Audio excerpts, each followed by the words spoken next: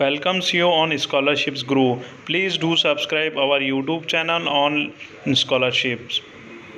मैं Zafar Ahmed Khan, ex principal Kidwai junior college, president school headmasters charitable association, आपके सामने government of India ministry of minority affairs की जानिब से चलाई जा रही माइनॉरिटीज़ कम्युनिटी के लिए स्कॉलरशिप्स के बारे में आपको जानकारी देने के लिए यहाँ आया हूँ। जैसे कि आपको पता है कि गुज़िश्ता कई सालों से मिनिस्ट्री ऑफ माइनॉरिटी अफेयर्स की तरफ से मुस्लिम, सिख, पारसी, जैन, क्रिश्चियंस और बुद्धिस्ट कम्युनिटी के लिए माइनॉरिटी की स्कॉलरशिप्स दी जा रही है। ये स्कॉलरशिप्स फर्स्ट स्टैंडर्ड से लेकर और पीजी तक के और वोकेशनल से लेकर नॉन वोकेशनल, इंजीनियरिंग और मेडिकल सभी कोर्सेज़ के लिए गवर्नमेंट की तरफ से दी जा रही है।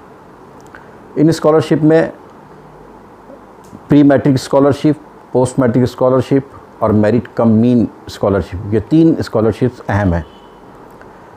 प्री मैट्रिक स्कॉलरशिप वो बच्चों के लिए है जो फर्स्ट स्टैंडर्ड से 10th स्टैंडर्ड तक, 10वीं क्लास तक पढ़ रहे हैं, और ऐसे बच्चों के लिए सालाना जो पहली से 5वीं तक के जो बच्चे हैं उनके लिए मेंटेनेंस अलाउंस 100 रुपया महीना, और जो बच्चे 6 to 10 तक है उनके लिए one time admission amount, admission fees 500 रुपये और 350 रुपये हर महीने के, और इसी तरह से मेंटेनेंस अलाउंस इन बच्चों के लिए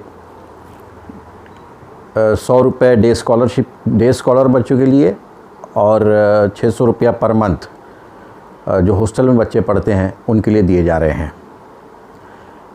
इन स्कॉलरशिप्स को हासिल करने के लिए पहली जमात से लेकर 10th स्टैंडर्ड तक के बच्चों के लास्ट एग्ज़ामिनेशन में 50% मार्क्स होने ज़रूरी है। उनके पेरेंट्स की इनकम 1 लाख से कम होनी चाहिए। एक फैमिली से सिर्फ 2 बच्चों को स्कॉलरशिप मिलती है, और इनके डॉक्यूमेंट्स मैं तीनों स्कॉलरशिप कंप्लीट होने के बाद आपको इनके डॉक्यूमेंट्स से रिलेटेड भी आपको मालूमात दूंगा। इसी तरह 11वीं और उसके बाद PhD तक के बच्चों के लिए government of India ministry of minority affairs की तरफ से पोस्ट मैट्रिक स्कॉलरशिप दी जा रही है। यह स्कॉलरशिप वो बच्चे जो 11th स्टैंडर्ड में पढ़ रहे हैं और उसके बाद में वो technical, non technical, BSc, MSc या फिर वो लॉ के कोर्स में हो या कोई भी कोर्स में हो, पोस्ट ग्रेजुएट तक के कोर्सेज़ के लिए इसमें स्कॉलरशिप दी जा रही हैं।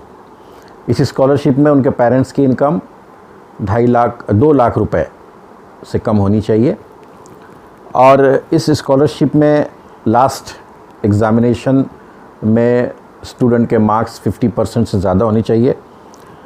और जहाँ तक इस स्कॉलरशिप में रेट ऑफ स्कॉलरशिप का सवाल है, इसमें 11th और 12th स्टैंडर्ड के बच्चों के लिए 7,000 रुपया सालाना, प्लेन जो नॉन टेक्निकल बच्चे पढ़ रहे हैं, आर्ट्स, साइंस, कॉमर्स बगैर टेक्निकल सब्जेक्ट के, और अगर कोई बच्चा टेक्निकल सब्जेक्ट लेकर पढ़ रहा है, बायफोकल लेकर पढ़ रहा है, तो उसको साल के 10,000 रुपये स्कॉलरशिप इसमें दी जाती है।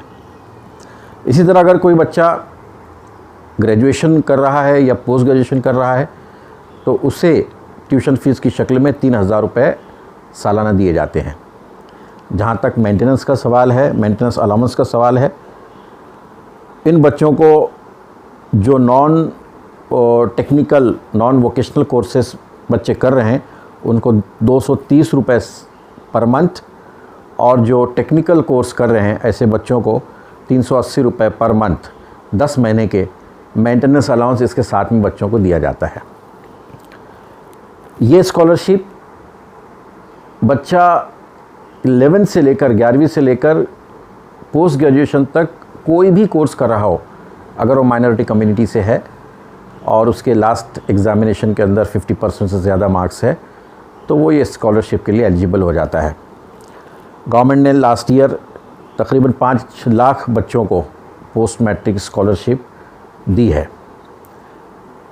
इसी तरह इंजीनियरिंग और मेडिकल में जो बच्चे पढ़ रहे हैं, ऐसे बच्चों के लिए government of India ministry of minority affair की तरफ से मेरिट कम मीन स्कॉलरशिप दी जा रही है।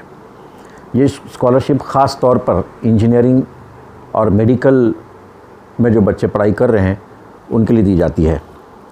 इस स्कॉलरशिप में पेरेंट्स की इनकम 2.5 लाख से कम होनी चाहिए और स्कॉलरशिप का rate merit cum mean scholarship में 20,000 रुपये सालाना उसकी ट्यूशन फ़ीस दी जाती है और मेंटेनेंस अलाउंस, अगर डे स्कॉलर अगर है कोई बच्चा तो उसको 500 रुपये पर मंथ 10 महीनों के लिए, और अगर हॉस्टलर है तो उसको 1,000 रुपया पर मंथ बच्चों को मेंटेनेंस अलाउंस दिया जाता है। मेरिट कम मीन इस स्कॉलरशिप में मेडिकल, इंजीनियरिंग, इसके साथ साथ दूसरे जो प्रोफेशनल कोर्सेस है जैसे लॉ कॉलेज है या फार्मेसी है या आपके जितने भी प्रोफेशनल कोर्सेज आते हैं उनको भी मेरिट कम मीन स्कॉलरशिप के अंदर कवर किया जाता है। मेरिट कम मीन स्कॉलरशिप की ख़ास बात यह है कि गवर्नमेंट ऑफ इंडिया ने वो बच्चे जो IITs, NITs, IIM इन कॉलेजेस में अगर किसी बच्चों का एडमिशन अगर हुआ है तो ऐसे बच्चों को उनकी पूरी फ़ीस, जो भी फ़ीस उनको इन कॉलेजेस में लग रही है, वो तमाम बच्चों को पूरी फ़ीस, इसमें 85 इंस्टीट्यूशंस के नाम हैं। गाइडलाइंस में अगर आप जाएंगे तो गाइडलाइंस में शेड्यूल C बना हुआ है जिसमें 85 इंस्टीट्यूशन के नाम हैं, जिसमें तमाम IITs, जितने भी IITs हैं इंडिया के अंदर, तमाम NITs, तमाम IIITs और उसके साथ साथ फैशन डिज़ाइनिंग के जो नेशनल इंस्टीट्यूशंस हैं और IIM हैं, मैनेजमेंट के जो नेशनल इंस्टीट्यूशंस है, इन तमाम अगर कॉलेजेस में अगर स्टूडेंट ने एडमिशन लिया है, माइनॉरिटी कम्युनिटी से है, तो इनकी पूरी फ़ीस रीएम्बर्स होगी। वो फ़ीस 2 लाख भी हो सकती है, 3 लाख भी हो सकती है, जो भी फ़ीस होगी वो पूरी fees national merit cum mean scholarship के तहत इन स्टूडेंट्स की कवर हो जाती है। इन स्कॉलरशिप को अवेल करने के लिए जो डॉक्यूमेंट्स सबमिट करने पड़ते हैं वो है इनकम सर्टिफिकेट, जो कि कॉम्पिटेंट अथॉरिटी से, तहसीलदार से बनाना ज़रूरी है। इसमें इनकम सर्टिफिकेट जमा करना है। इसके साथ साथ इसमें कम्युनिटी का, माइनॉरिटी कम्युनिटी डिक्लेरेशन, वो सेल्फ डिक्लेरेशन सबमिट करना है।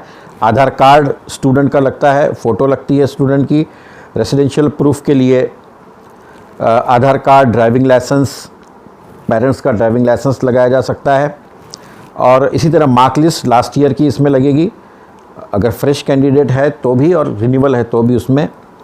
और फ़ीस रिसिप्ट, जो करंट ईयर में जो एडमिशन स्टूडेंट ने लिया है तो उसकी फ़ीस रिसिप्ट भी इसके अंदर में लगाना ज़रूरी है।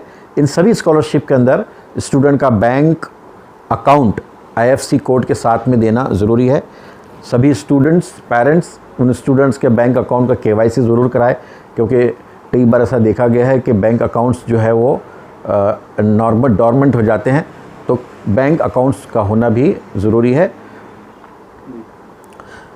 बैंक अकाउंट के अंदर अगर प्री मैट्रिक स्कॉलरशिप है 1 to 10 तो उसमें हम पेरेंट का बैंक अकाउंट उसमें दे सकते हैं। और उसके बाद में फिर स्टूडेंट का अगर 11-12 का है तो उसमें 11-12 और पोस्ट मैट्रिक स्कॉलरशिप और मेरिट कम मीन में स्टूडेंट का बैंक अकाउंट में ख्याल रखें कि बैंक अकाउंट आपका एक्टिव होना चाहिए, KYC उसका किया होना चाहिए, क्योंकि पैसे इसके अंदर में डायरेक्ट बैंक के अंदर आते हैं। लिहाजा मेरी आप सभी से ये गुजारिश है कि आप इन तमाम बातों को उन स्टूडेंट्स तक ज़रूर पहुँचाएँ जो इन स्कॉलरशिप्स का फ़ायदा उठाते हैं। और इसके लिए आपको नेशनल पोर्टल है स्कॉलरशिप का, scholarships.gov.in। इस नेशनल पोर्टल पर ऑनलाइन आपको पूरे फॉर्म भरने हैं और ऑनलाइन फॉर्म भर के आपको इस स्कॉलरशिप की साइट्स खुल चुकी है। आप फॉर्म भर के अपने स्टूडेंट्स के लिए, अपने बच्चों के लिए इस स्कॉलरशिप का फ़ायदा